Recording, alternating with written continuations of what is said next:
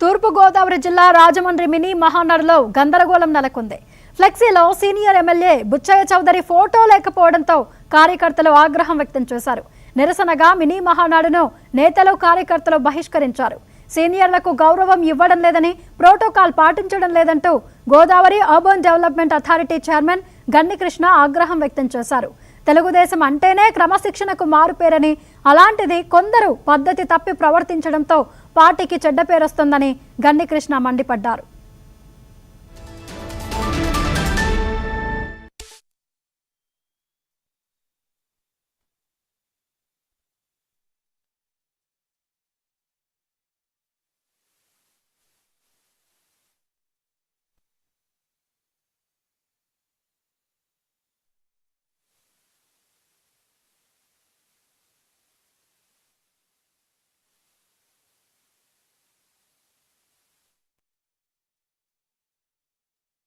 ఒక మహానాడు మినీ మహానాడు జిల్లా మహానాడు జరుగుతున్నప్పుడు జిల్లా మహానాడు జరగవలసిన విధంగా జరగట్లేదని చెప్పడం నేను చాలా చింతిస్తున్నాను.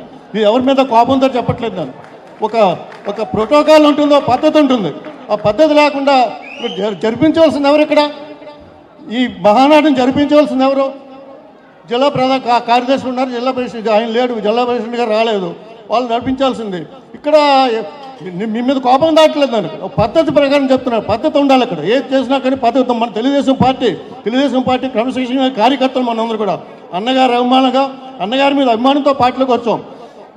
ఇప్పుడు నా మీద ఎవరైనా కోపగిస్తే నాకు వచ్చే నష్టమే లేదు, అయితే పార్టీకి నష్టం వస్తుంది. అది మాత్రం మీరు గుర్తుంచుకోవాలి.